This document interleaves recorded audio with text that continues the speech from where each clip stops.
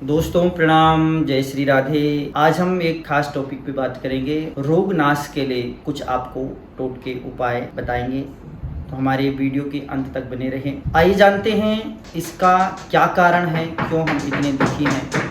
हर इंसान के पीछे कुछ न कुछ समस्या, कुछ न कुछ रोग, वह रोग से किसी न किसी पीड़ा से वह दुखी है। और वास्तविकता में बात भी सही है कि सारे सुख मिल जाए, लेकिन अगर हमारा स्वास्थ्य सही नहीं है तो समझ लो सारे सुख बेकार हैं। तो इसलिए इस शरीर का स्वस्थ होना अति आवश्यक है। इसके रोग नाश के लिए क्या उपाय ऐसा किया जाए जिससे आप बच सकें और आप स्वस्थ रह सकें। आज के समय में आप हॉस्पिटल में चले जाइए तो ये महसूस होता है कि सारी दुनिया हॉस्पिटल में ही पड़ी है। इतनी भयानक भीड़, ये हमारी एक समझ की कमी है जो हम समझ नहीं पा रहे हैं कि इसके पीछे कारण क्या है। कारण सर्वप्रथम हमारा जो दिनचर्या है वही गड़बड़ हो रखा है, हमारा खान पान खराब हो रखा है। इसके कारण से हमें इतनी सारी बीमारी हो जाती है। कभी आपने अधिकतर जो आपने देखते हैं मनुष्यों को हर 10 दिन, 15 दिन, 20 दिन, 1 महीने में कुछ ना कुछ उसको तकलीफ हो जाती है। कुछ नहीं तो खांसी, जुकाम, बुखार हो जाता है,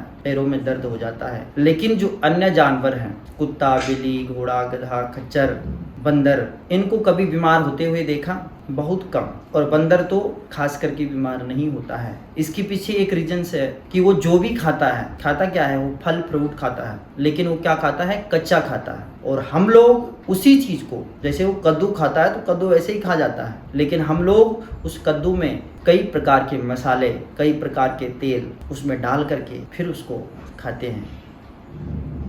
कहा जाता है कि प्रकृति ने जो चीज हमें दी है, प्रकृति के द्वारा जो हमें प्राप्त हो रखी है, उसको हमें उसी प्रकार से खाना चाहिए, चाहे वो फल ही क्यों ना हो, उसको हमें ऐसे ही ग्रहण करना चाहिए, उसमें कुछ भी मिलावट नहीं करनी चाहिए। आपको आश्चर्य होगा कि भगवान ने हमारे शरीर में जितने भी रोग हैं उन सबको लड़ने के लिए शक्ति दे रखी है, ऐसी एनर्जी दे रखी है, ऐसा सिस्टम बना रखा है कि कोई भी रोग हो, कोई भी कीटाणु अगर हमारे अंदर चला जाता है, कोई भी बैक्टीरिया हमारे अंदर चला जाता है, तो वहाँ उसको खत्म करने के लिए एक ऐसा सिस्टम है कि जो स्वतः उन बैक्टीरियों को, उस जितने भी जो हमारे स्वास्थ्य के लिए हानिकारक हैं, उन सबको खा जाता है। कैंसर जैसी बीमारी को भी वो खा सकता है, लेकिन हम उसको खाने दें तब ना।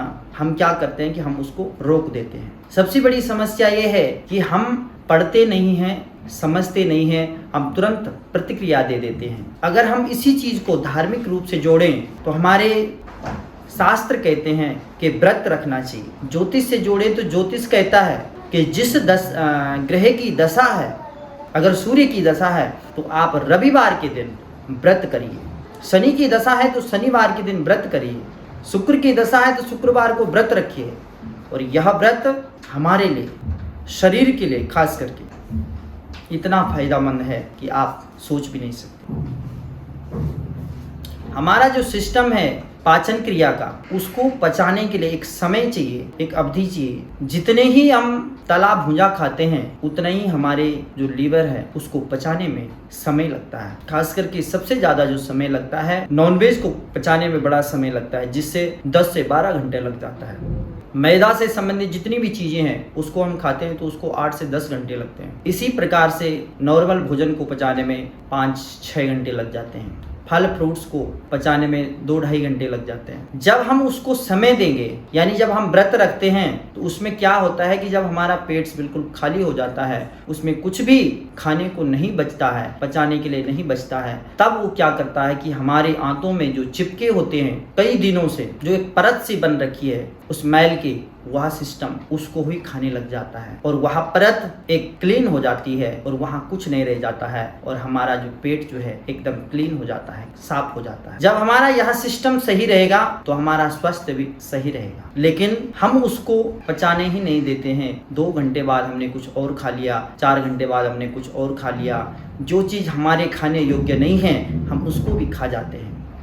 नॉनवेज हमारे शास्त्र भी इसके लिए मनाही करते हैं और यही चीज हमारे स्वास्थ्य के लिए हानिकारक है, लेकिन फिर भी हम इस चीज को खा लेते। हमारे पुराण वेद सब कह रहे हैं कि नॉनवेज नहीं खाना चाहिए, ये स्वास्थ्य के लिए हानिकारक है। हफ्ते में एक दिन व्रत रखो, 15 दिन में एक व्रत रखो, ये हमारे स्वास्थ्य के लिए खास करके फायदेकारक है। लेकिन हम कहते हैं कि नहीं। जब भी बीमार होते हैं तो डॉक्टर कहते हैं कि आप हल्का भोजन लीजिए, खिचड़ी लीजिए, दलिया खाइए, क्योंकि हमारे सिस्टम को इसको पचाने के लिए बड़ी शक्ति चाहिए, बड़ी एनर्जी चाहिए। तो अगर आप अपने आप को स्वस्थ रखना चाहते हैं तो एक उपाय अपना लीजिए कि आपने हफ्ता में एक व्रत करना है या 15 दिन में एक व्रत करना है, जैसा एकादशी का व्रत होता है। महीने में एक व्रत करना है जैसे पूर्णिमा का व्रत होता है। इससे आपके ग्रह भी सही रहेंगे और स्वास्थ्य भी सही रहेगा। व्रत उपवासना से आप अपने आप को स्वस्थ रख सकते हैं। आप इसको जीवन में उतार करके देखिए, देखना आप महसूस करोगे 2 महीने में, 4 महीने में। इसके साथ साथ में आपने एक और चीज अपने जीवन में उतारनी है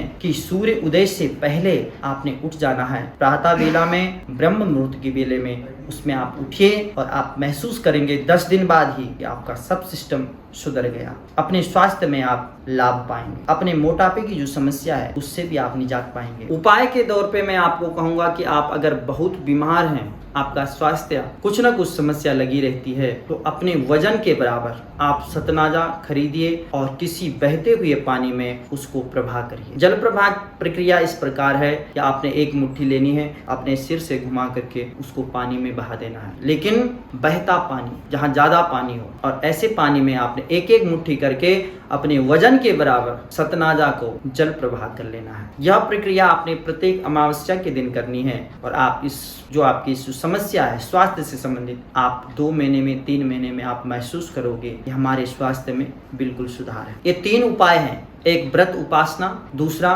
ब्रह्म मुहूर्त में उठना और तीसरा जो आपने सतनाजा अपने ऊपर घुमा करके जल प्रवाह कर लेना है। आप विश्वास के साथ, श्रद्धा के साथ आप नियम पूर्वक करिए, आप देखेंगे आपको फायदा होगा। तो मित्रों, आज के लिए इतना ही। जय श्री राधे।